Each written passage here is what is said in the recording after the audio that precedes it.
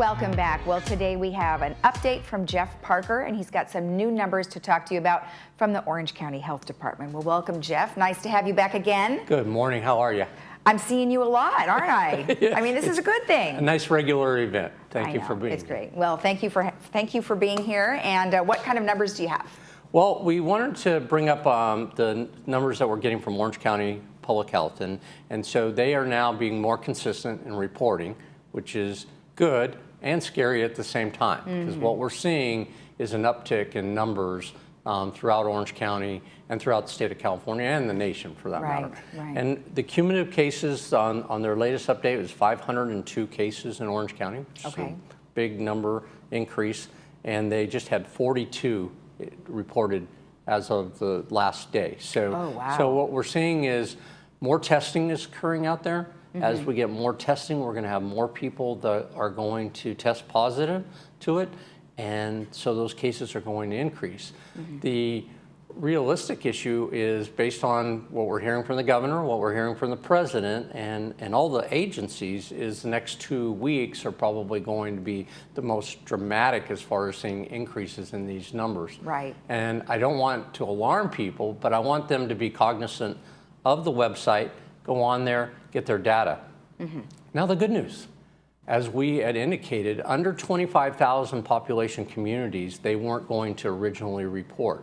They have changed their reporting requirements now, and they're going to report 25,000 communities and under if they have at least 5 cases. Oh, okay. And the reason for the 5 cases, again, is their HIPAA laws. They want to make sure that they aren't pinpointing one individual and creating an environment there that they violated some kind of legal health laws. Okay. So they felt like if they had at least 5, then they would be exempt from that. The good news is Laguna Woods still hasn't had 5 cases. Okay. We don't know if we have 1 case to 5, but no more than 5 has been reported, so we're still 0 up on the board. Okay. And I know you have that numbers, but it's hard to see with each city. But go on the website and it lists every city. You can see the bigger cities like Anaheim, Irvine, Newport Beach, Huntington Beach have numbers up in the 40s and 50s. Right. And so the fact that we have such a low number is testament to our residents that they're listening, they're following the rules, they're staying at home. Right. So kudos to everybody out there for doing that. Social distancing is so important when you do go out. If you have to go to the market, pharmacy, please use that social distancing. Wear gloves, wear a mask. You're just protecting yourself and your family at the best level that you can. Exactly. And let's go ahead and give them that website again. We have a slide that it's a long one, and you have to go to that specific website to be able to actually see the numbers that we're talking about. It's OCCOVID19.ochealthinfo.com/coronavirus-in-OC. So it is lengthy, but go ahead and click on that and you will be able to see the information you're talking about. If you have trouble going that route, which is really the straight into the website, if you go to Orange County Health Agency, yes, their website comes up and then they have a click on. Oh, good. So you can get there 2 ways. Oh, okay, perfect. Well, we'll put that one up later in our broadcast. Okay. So, all right, perfect. Well, I know you have some other operational things that you wanted to share with us too. Well, there's been a lot of questions. There have been. We still are practicing our restrictions with regards to activities in and out of our gates. We are trying to limit the contractors coming in with regards to no new activity, but we are allowing, obviously, any kind of building permits that have already occurred to get completed, and those construction projects get completed, as long as they follow the 2 rules of critical. One, if it's an empty facility, that they're social distancing among themselves as contractors, and then if we're doing any emergency work that's involving us and our operations or a contractor working for us, that they have to make sure that, one, they can get into the facility, it's okay, and then we following the correct social distancing and wearing the appropriate mask and gloves and booties to make sure that we're not contaminating any environment for our residents. And we do appreciate our residents working with us, and we're sorry that they're going through say a plumbing leak or a electrical problem. Worst time to have it, we realize that, but we want to be there for them and make sure that we're getting those repairs done in a efficient and quick manner. Okay, all right, great. And then there's employees discussions. I mean, obviously we've now had an extension of 30 days for us to stay at home, so that's really tricky now going forward over the next couple of weeks. And I know that you're going to be meeting with the board today Right. to kind of decide sort of where we're at. So can you give us an idea of sort of where you're at now? Sure. So when we originally said we're going to close facilities and take our operation, shrink it down for 30 days, and we would evaluate during the first 2 weeks, coming to the end of that 2-week period.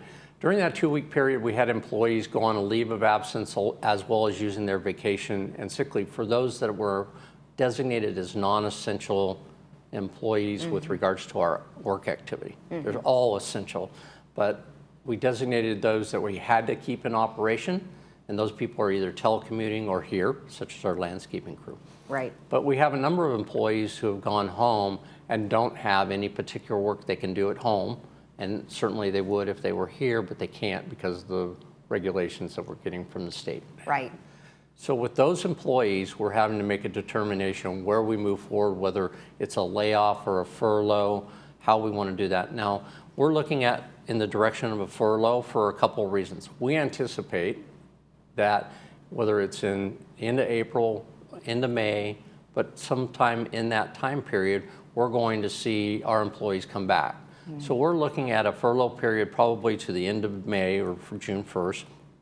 And we're basically going to tell everybody, you're on call in a sense. You're still an employee, but we have regulations as to we do have to do certain things with them. We have to give them notice on it, and we have to give them their vacation payouts. So if we go in that direction, they'll get a check, and then they'll get a notice that here's your vacation payout, Right. but we have the ability to call you back by June 1st and go back into our full-blown operation. So that prevents you from having to go through a whole hiring process again, right? Exactly. Okay, And that's we don't want to lose Right. those valuable employees that we've Right.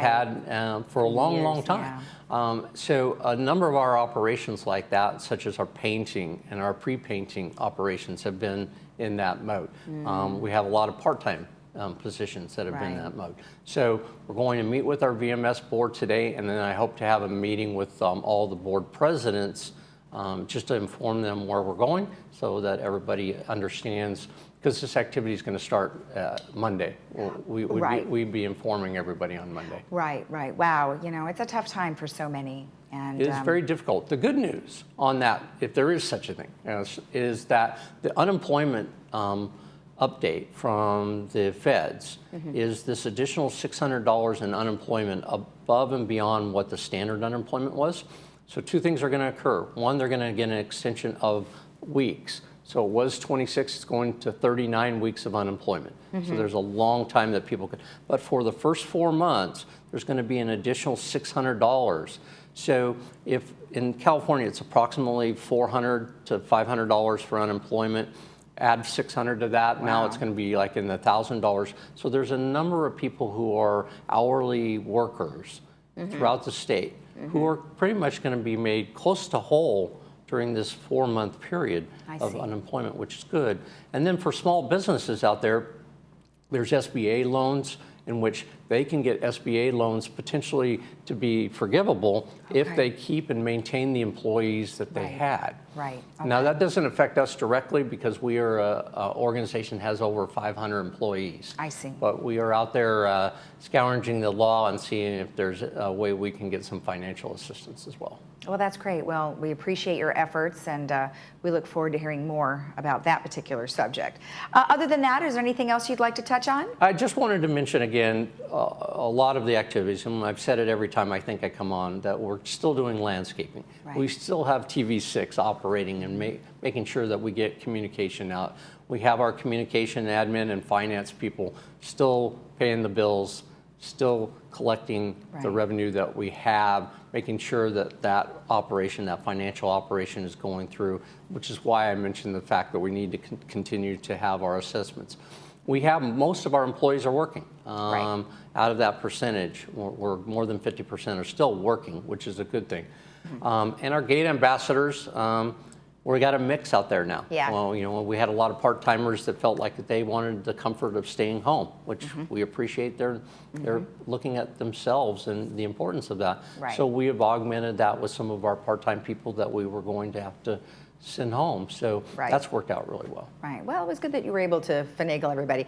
One last thing. Let's go ahead and take a look at the chart because we didn't get it up for you a little bit earlier. Is just so you can see all the different cities that are involved on that website, and I'll have you just kind of, you see the website, I just showing them the website here, what Right. you were talking about earlier. So it really does give you an awful lot of information. I did want to mention, though, going back, if we go back a little bit, there's a pie chart there. Yeah. And I wanted to mention that one of the things that we have seen change, which we anticipated, is the number of people who are in the caseload are in that senior Yeah. numbers Right. is now above 55%. I think it's 57%. And if you look at the next bracket below, that's another 18%. So the greater numbers are showing up just as they predicted in that higher risk. Right. So most important about that social distancing is if we can slow that, you know, as they say, if we can flatten that curve out. Right. The residents here in Laguna Woods, awesome job. They're doing that. They are. We checked with our, mentioned last time we had a few people that were congregating around the creek, but we've been watching that, and people are social distancing as they're exercising out there, which is great. Good. And as I indicated, we're still not on the list yet, but there's the list of all the cities. Well, I guess that's probably a good thing at this point. Yes. We don't really want to be on that list. Exactly. All right. Well, thank you very much. Stay healthy out there. Thank you. All right. And remember that you can go to the particular website we mentioned, but stay tuned a little later and we will have the other website that we mentioned on a list for you. We'll be right back.